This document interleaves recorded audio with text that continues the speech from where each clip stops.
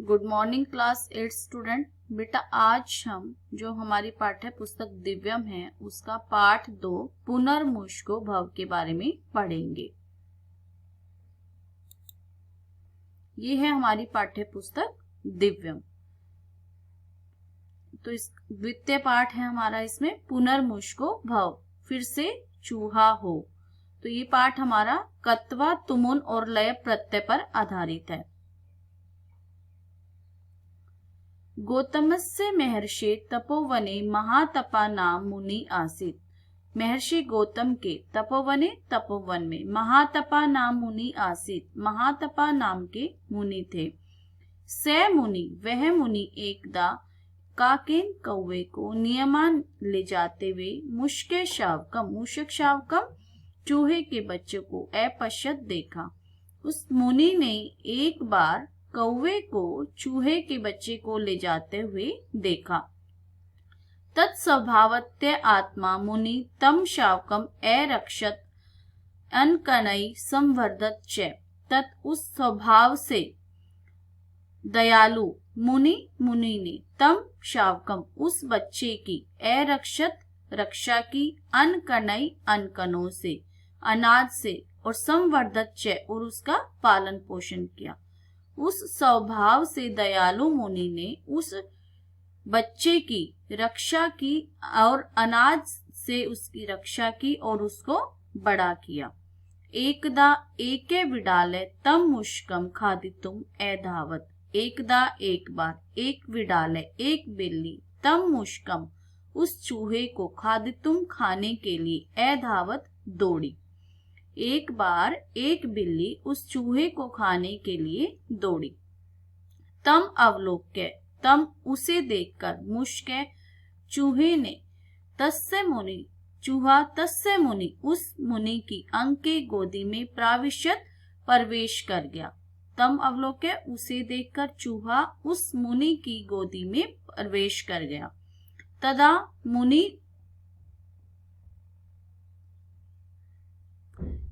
मुनि उवाच, तब मुनि ने कहा, मुष्क चूहा, त्वम मार्जारो भव, तुम चूहा बन जाओ। तत्से विडाले कुकुरात भीत्वा धावती। तब वह विडाले, वह बिल्ली, कुकुरात कुत्ते से, भीत्वा डरकर, धावती दौड़ती है। तब वह बिल्ली कुत्ते से डरकर दौड़ती है। इदम दृष्ट्वा मुनि एकथ्यत, इदम दृष्ट्वा यह देखकर, मुनि एकथ्यत मुनि ने कहा, कुकुरात विवेशी कुत्ते से डरती हो। त्वम अपि कुकुरो भव, त्वम अपि तुम भी, कुकुरो भव कुत्ता बन जाओ। अधुना स कुकुरे व्याघ्रात भीतय भवति। अधुना अब स कुकुरे वह कुत्ता, व्याघ्रात शेर से, भीतर डरा हुआ, भवति होता है, अब वह कुत्ता शेर से डरता है।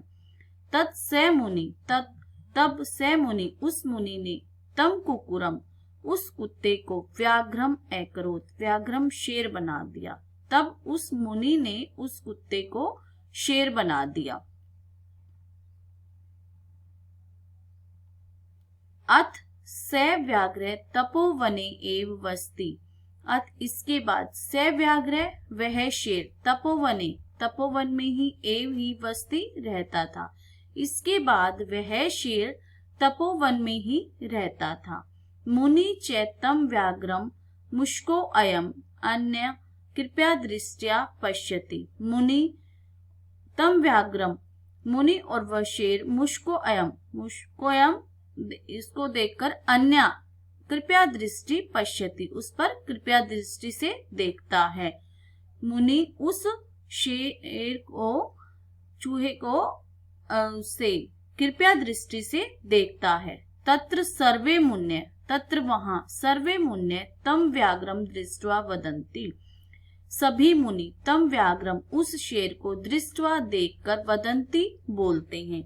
तब सब मुनि उस शेर को देखकर बोलते हैं, अयम मुनि इमं मुष्कम व्याघ्रम अकरोत्। अयम मुनि इस मुनि ने, इमं मुष्कम इस चूहे को, व्याघ्रम अकरोत् व्याघ्रम शेर बना दिया। एतत् श्रुत्वा व्याघ्र अचिंत्यत। एतत् श्रुत्वा यह सुनकर, व्याघ्र शेर, अचिंत्यत शेर ने सोचा।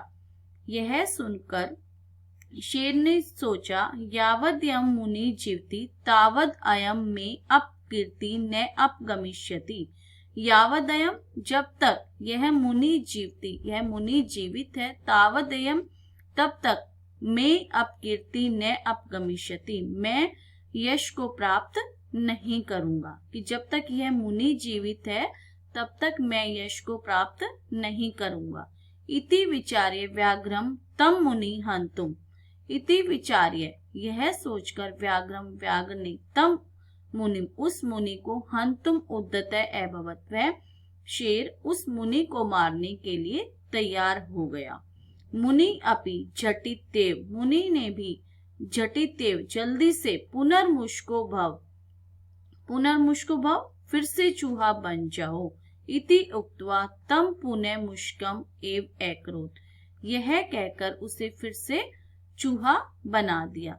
कि मुनि अपि झटित्वे, मुनि ने भी जल्दी से, पुनर्मुष्को भव, फिर से चूहा बन जाओ। इति उक्त्वा, यह कहकर, तम मुनम, तम पुनः, फिर से उस मुनि, उसको, मुष्कम एव अकरोत्, उसे फिर से चूहा बना दिया। एतेव उच्यते, इसलिए कहा गया है, नीचे श्लाघ्यम पद प्राप्य स्वामिनम हंतुम इच्छति। नीचे जो नीच व्यक्ति होता है, श्लाघ्य पदम प्राप्त है, श्लाघ्य पद यानी कि प्रशंसा के योग्य पद को प्राप्त करके, स्वामी ने हंतुम इच्छति, अपने ही स्वामी को मारने की इच्छा करता है, अपने ही स्वामी को मारना चाहता है। जो नीच व्यक्ति होता है वो प्रसन्नता पूर्वक पद को, प्रसन्नता पूर्वक स्थान को प्राप्त करके अपने ही स्वामी को मारना चाहता है।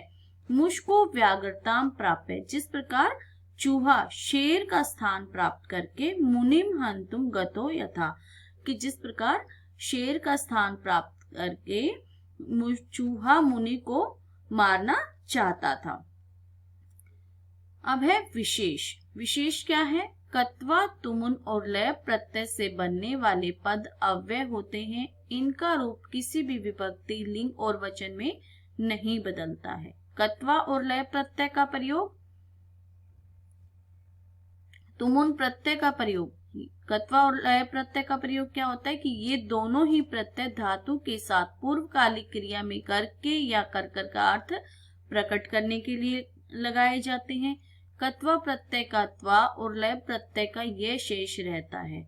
उपसर्गहीन धातु में कत्वा प्रत्यय और उपसर्ग धातु में लय प्रत्यय लगता है। उपसर्ग के कारण अर्थ प्राय भिन्न हो जाता है। जैसे हस प्लस कत्वा हसित्वा, हंसकर, वी प्लस हस प्लस लय विहस्य।